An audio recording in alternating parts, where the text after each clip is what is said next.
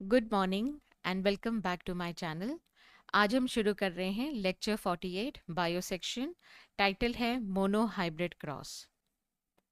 सो देखिए, monohybrid and dihybrid cross पढ़ने से पहले आप मेंडल्स मॉडल प्लांट जो कि पाइसम सैटिवम है उसके 7 कैरेक्टर्स फिर से रिवाइज कीजिए। हर कैरेक्टर के 2 कॉन्ट्रास्टिंग ट्रेट थे, तो इस हिसाब से 14 कॉन्ट्रास्टिंग ट्रेट्स पे मेंडल ने काम किया था। तो ये आपकी रिस्पॉन्सिबिलिटी है कि आपको ये characters and traits clearly distinctly mind में याद रहने चाहिए। एंड सेकेंड, मेथडोलॉजी, सेल्फिंग क्या थी एंड क्रॉस पॉलिनेशन क्या था। तो देखिए, ये कीवर्ड्स हैं, इस पे क्वेश्चन डिज़ाइन किए जाते हैं। तो 7 कैरेक्टर्स, 2 ट्रेड्स ईच, तो 7 इंटू 2 14 हो जाएगा। सो 14 true breeding P plant varieties, इस पे मेंडल ने काम किया था। तो ये हैं 7 कैरेक्टर्स, इसे आप प्लीज़ बाय हार्ट कर लीजिए। एंड हर कैरेक्टर के 2 ट्रेड्स हैं जो कि कॉन्ट्रास्ट करते हैं। तो जस्ट टेस्ट योर सेल्फ कि आपको ये याद है स्टेम हाइट में क्या क्या ट्रेड्स हैं। डोमिनेंट क्या है? Tall. And recessive, dwarf. And इसे डिनोट कैसे किया जाता है जीनोटाइप को? जो डोमिनेंट ट्रेट है उसका जो फर्स्ट लेटर है उसे ही आपको यूज़ करना पड़ेगा। तो जब उसे आप कैपिटल में डिनोट करेंगे तो वो डोमिनेंट ट्रेट डिनोट करेगा, एंड वही लेटर स्मॉल लेटर्स में आपको रिसेसिव ट्रेट डिनोट करेगा। देन सीड शेप में 2 ट्रेट्स कौन से हैं? Round and wrinkled. So again, RR, capital RR for dominant trait, small rr for wrinkled. Seed color में yellow and green. Then flower color violet and white. Then flower position axial and terminal. So देखिए, axial को आप ए से denote करेंगे, capital A, terminal को small ए से। ये rule है, ओके, इसे स्ट्रिक्टली आपको फॉलो करना है। Pod shape, pod shape was full या फिर इन्फ्लेटेड, एंड रिसेसिव में कॉन्स्ट्रिक्टेड। सो इन्फ्लेटेड के लिए आई आई, एंड यहाँ पर स्मॉल आई। पॉड कलर, ये सीड कलर का रिवर्स हो जाता है, तो पॉड कलर में डोमिनेंट ग्रीन है एंड रिसेसिव येलो है। ओके, इस टेबल को अच्छे से आप बाय हार्ट करना। सो देखिए, इस पे बेस्ड एक क्वेश्चन नीट 2022 का 2 statement question. Mendel studied 7 pairs of contrasting traits. Correct.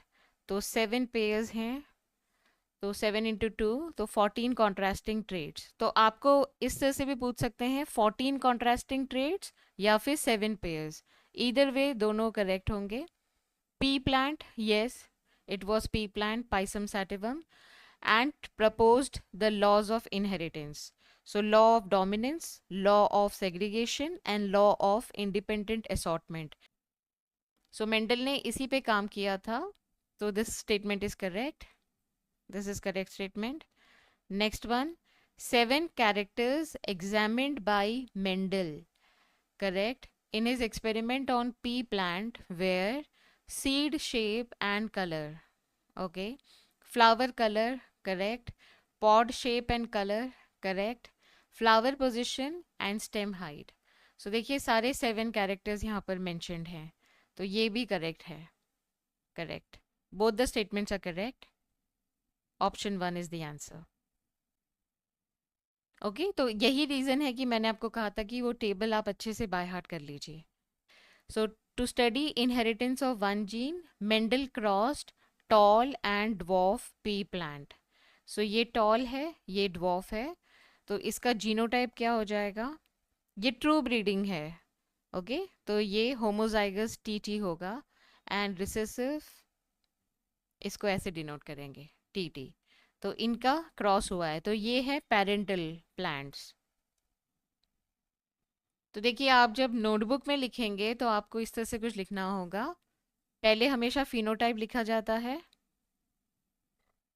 And then उसका जीनोटाइप डिनोट कीजिए। उसके बीच में आप ऐसे क्रॉस दिखाइए, एंड ड्वार्फ को स्मॉल टी से शो कीजिए। देन इनके गैमेट्स दिखाइए। तो गैमेट्स को सर्कल में दिखाया जाता है। तो ये टी है, ये सर्कल, इसका क्रॉस, यहाँ से जो गैमेट आएंगे दोनों टी हैं तो हम एक सिंगल ही दिखा रहे हैं। आपको दोनों ड्रॉ करने की ज़रूरत नहीं है, ओनली सिंगल, क्योंकि ये होमोजाइगस है। नेक्स्ट F1 जनरेशन क्या होगी, ये दोनों कंबाइन होंगे तो हेट्रोजाइगस टॉल मिलेंगे हमें। तो ये जीनोटाइप है। फिनोटाइप आपको यहाँ पे लिखना होगा all are tall. So every plant F1 generation के टॉल होंगे। तो इसे आप एक्चुअल में प्रैक्टिकल में विजुलाइज कीजिए। जब ये क्रॉस पॉलिनेशन किया गया, ओके, उसके बाद सीड्स प्रोड्यूस होंगे। सीड को फिर से प्लांट किया रहेगा जर्मिनेट करके, उस वो प्लांट जब डेवलप हुए हैं तब फिनोटाइप आप नोटिस करेंगे। तो सारे प्लांट्स आपको टॉल मिलेंगे। देन F1 सेल्फिंग, अब हम F1 सेल्फिंग लिख रहे हैं तो मतलब F1 जनरेशन अब पेरेंट की तरह एक्ट कर रहे हैं और इसमें हम क्रॉसिंग करेंगे। तो क्रॉसिंग वर्ड यहाँ पर ब्रीडिंग से हो रहा है कि यहाँ इसके पॉलन एंड इसके स्टिग्मा, उसका आप पॉलिनेशन करेंगे, ओके, वो क्रॉस है। तो F1 गैमेट्स यहाँ पर क्या क्या प्रोड्यूस होंगे, देखिए ये हेट्रोजाइगस है तो आपको ये गैमेट मिलेगा, ये दूसरा गैमेट। सो होमोलोगस क्रोमोसोम्स सेग्रीगेट होंगे तो गैमेट में आपको सेपरेटेड मिलेंगे, ये यहाँ पर भी दो मिलेंगे ऐसे, ओके। तो इसे हम प्यूनेट स्क्वायर में शो करते हैं। तो ये जो फर्स्ट पेरेंट है उसको आप यहाँ लिखेंगे capital T and small T, and ये सेकंड पेरेंट यहाँ आएगा capital T and small T. तो अब आप इसके कॉम्बिनेशन बनाइए, ये दोनों मिलकर के होमोजाइगस टॉल बनेंगे, ये और ये, okay, capital T and small T, ये heterozygous. So capital T small T ये हेट्रोजाइगस बनाएंगे। Next capital T and small T again heterozygous, and last one is homozygous recessive. So F2 generation का phenotypic ratio क्या होगा, देखिए total 4 हैं combinations, इसमें 3 toll हैं तो हम 3 टॉल लिखेंगे is to 1 dwarf.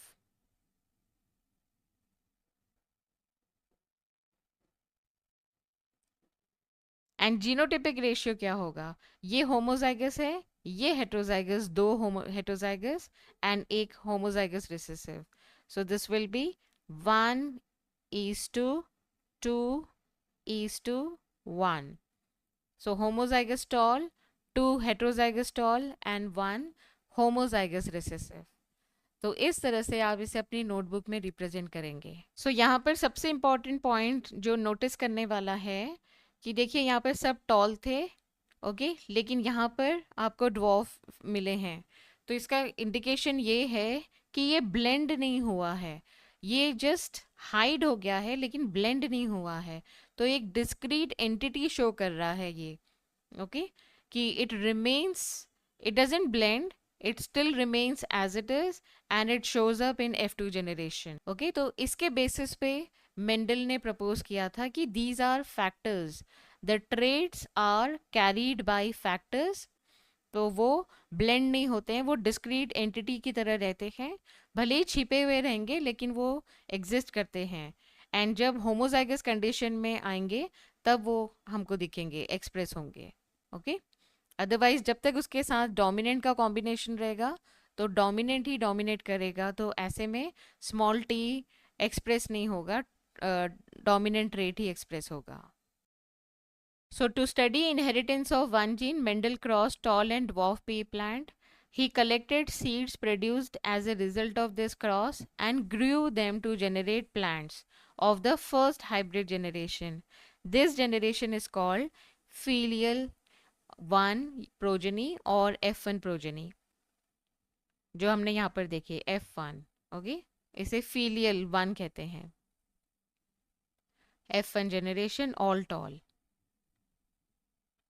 F1 progeny plants were tall like one of its parent, none were dwarf. So देखिए ये एक important point है. Mendel made similar observation for other pairs of trait. So round and wrinkle seeds उसका भी monohybrid किया था. Then violet and white flowers उसका भी monohybrid. तो जितने भी 7 characters हैं सबके monohybrid मेंडल ने किए थे. तब जाकर के कंक्लूड किया कि यही पैटर्न देखा जा रहा है डोमिनेंट एंड रिसेसिव में.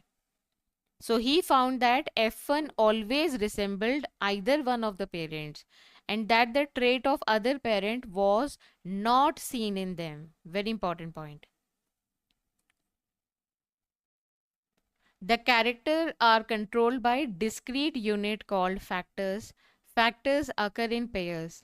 In a dissimilar pair of factor, तो यहाँ पर जो t है वो dominate कर रहा है and small t recessive है. The law of dominance is used to explain the expression of only one of the parental character in a monohybrid cross in F1 and the expression of both in F2. It also explains proportion of 3:1 obtained at the F2 generation. So according to law of dominance, when factors occur in pair, the one trait which is expressed in F1 generation is the dominant one and the other which doesn't express is the recessive one. So F1 की selfing की तो F2 generation में ये आपको मिले. So 3:1. 3:1. So देखिए ये keyword है, blending नहीं होती है, ये exist करता है. So the recessive factor is hiding in the F1 generation. A Punnett square is used to understand a typical monohybrid cross conducted by Mendel between true breeding tall plant and true breeding dwarf plant. So this is Punnett square. ये gamete हैं first parent से, ये gamete second parent से, and ये सारे combinations हैं जो F1 generation में दिखेंगे. So देखिए बार बार टी टी टी टी लिखने के बजाय आप एक ही गैमेट दिखाइए. अगर ये होमोजाइगस है तो आप एक ही गैमेट दिखा सकते हैं. सेम वे यहाँ पर भी ये होमोजाइगस है, एक ही गैमेट दिखाइए एंड उसका आप कॉम्बिनेशन दिखाइए, हाइब्रिड कॉम्बिनेशन, एंड उतना इनफ है. तो जब आपको पता है कि दोनों पेरेंट होमोजाइगस हैं तब प्यूनेट स्क्वायर बनाने की ज़रूरत नहीं है. एंड यहाँ पर क्योंकि आपको पता है कि ये अभी हेट्रोजाइगस हैं दोनों, तो अब हमारे पास अलग अलग कॉम्बिनेशन बनेंगे, तो तब प्यूनेट स्क्वायर यूजफुल है जब F1 का सेल्फिंग होता है एंड F2 जनरेशन शो करनी होती है. सो फिनोटिपिक रेशियो जो हमें विजुअली दिख रहा है, तो टॉल हाइट दिख रही है 3 प्लांट्स में और एक ड्वार्फ है, तो वो फिनोटिपिक रेशियो कहलाता है. सो जीनोटाइप एक्चुअल कॉम्बिनेशन शो करता है कि ये दोनों टॉल हैं लेकिन ये होमोजाइगस है एंड ये हेट्रोजाइगस है, इसीलिए इसे सेपरेटली 1:2 ऐसे शो किया जाता है. तो 3 becomes 1:2. So Punnett square, it was developed by British geneticist Reginald C. Punnett. It is graphical representation to calculate the probability of all possible genotype of offspring in a genetic cross. So ये एक statement है जो कि Punnett square का definition है. To calculate the probability of all possible genotypes. The possible gametes are written on two sides, usually the top row and left column. तो इसीलिए हम ऐसे डायमंड नहीं बनाते हैं, जब नोटबुक में बनाना हो तो डायमंड नहीं बनाएंगे, इसे आप सिंपल ऐसे बनाइए रेक्टेंगल. तो ये है टॉप रो एंड यहाँ पर ये लेफ्ट कॉलम है. ओके, तो मे बी यहाँ पर आप मेल दिखा सकते हैं और यहाँ पर फीमेल गैमेट्स इस तरह से. All possible combinations are represented in boxes in the squares which generate a square output form. So monohybrid cross में आप 4 squares दिखाएंगे, dihybrid cross में 16 squares. Segregation during gamete formation. Recessive parental trait is expressed without any blending. ये keyword है, without any blending. In the F2 generation, we can infer that when the tall and dwarf plant produce gametes by the process of meiosis, the alleles of parental pair segregate. The segregation of alleles is a random process, and so there is 50% chance of a gamete containing either allele, as has been verified by the results of the crossing. So इस paragraph को आप visualise कीजिए. देखिए ऐसे ये combinations हैं. तो homologous chromosome में दो कॉन्ट्रास्टिंग ट्रेट्स हैं, ये डोमिनेंट एंड ये रिसेसिव. तो जब एस फेज में पहले रेप्लिकेशन होगा, ओके, मायोसिस से पहले, देन प्रोफेज 1 में रिकॉम्बिनेशंस होते हैं. तो ये आपको दिखेंगे. तो यहाँ से देखिए ब्लू सेगमेंट ऑरेंज को ट्रांसफर हो गया है एंड ऑरेंज ब्लू पे चला गया है. तो ये रिकॉम्बिनेशन इवेंट है जो प्रोफेज 1 पैचिटीन सब स्टेज में होता है. देन एनाफेज 1 में होमोलोगस क्रोमोसोम सेग्रीगेट होंगे एंड एनाफेज 2 में सिस्टर क्रोमैटिड सेग्रीगेट हो जाएंगे. सो देखिए ये एक रैंडम इवेंट है. ये जो कैपिटल आर है वो इस गैमेट में अभी दिख रहा है, वो इसमें भी जा सकता था. ये चांस इवेंट है. सो यहाँ पर जब आप पढ़ते हैं segregation of allele is a random process and so there is 50% chance of A gamete containing either allele as has been verified by the results. So based on the observation of not blending of traits, इस basis पे Mendel ने second law of inheritance propose किया जिसे law of segregation कहा जाता है. This law is based on the fact that alleles do not show any blending and both the characters are recovered as such in the F2 generation, though one of these is not seen at the F1 stage. So इस statement को आप bye heart कर लीजिए and इसमें ये keyword है और ये कीवर्ड है. Though the parents contain two alleles during gamete formation, the alleles segregate from each other such that a gamete receive only one of the two factors. So वही बात रिपीट हो रही है यहाँ पर. Of course, a homozygous parent produce all gametes that are similar while a heterozygous one produces two kinds of gametes. ये two statement question में पूछा जा सकता है. होमोजाइगस में all gametes are similar and heterozygous produce two kinds of gamete, each having one allele with equal proportion. Similar results were obtained with other traits that he studied. तो ये मैं हमेशा इसे हाईलाइट कर रही हूँ. तो ये आपको याद रखना पड़ेगा कि सिर्फ टॉल एंड ड्वार्फ उसी पे काम नहीं किया था. मेंडल ने बाकी के जो 6 कैरेक्टर्स हैं उस पे भी काम किया था एंड सब में सिमिलर रिजल्ट्स मिले थे. एंड क्या रिजल्ट्स थे? Only one of the parental traits were expressed in F1 generation. Okay, जैसे कि F1 जनरेशन यहाँ पर हमें सब टॉल मिले हैं. At the F2 stage both the traits were expressed in the proportion 3:1, 3 tall and 1 dwarf. The contrasting traits did not show any blending at either F1 or F2 stage. Very important. So unit of inheritance क्या है? Based on these observation, Mendel proposed that something was being stably passed down. क्योंकि blending नहीं हो रही थी तो यहाँ से conclude किया मेंडल ने कि something was being stably passed down unchanged from parent to offspring through the gametes over successive generation. He called these things as factors. Now we call them as genes.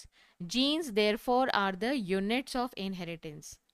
So देखिए ये एक reason है कि Mendel का काम भले ही इतना detailed था बट वो उसका बेसिस नहीं एक्सप्लेन कर पाए साइंटिफिक कम्युनिटी में.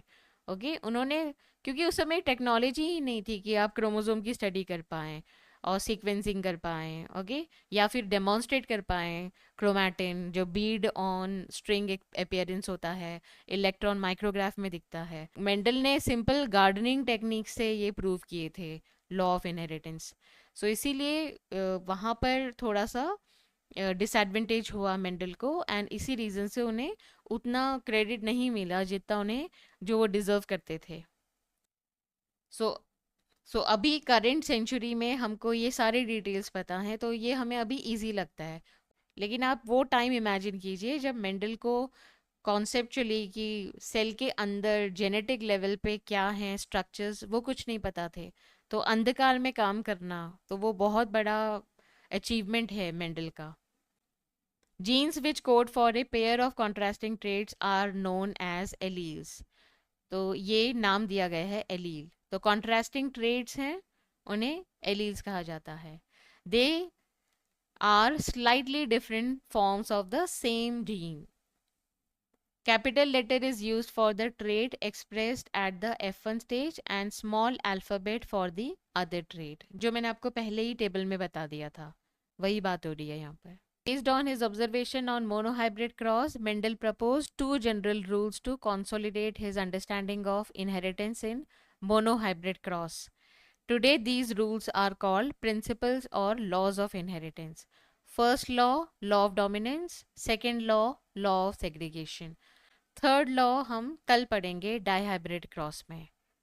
इसके साथ ही हमने मोनोहाइब्रिड क्रॉस फिनिश कर लिया है। इसमें काफ़ी सारे टर्म्स हैं, तो आप रेगुलर बेसिस पे इसे रिवाइज करना। कल हम डिस्कस करेंगे dihybrid cross. Thank you so much for watching my video and take good care of your self.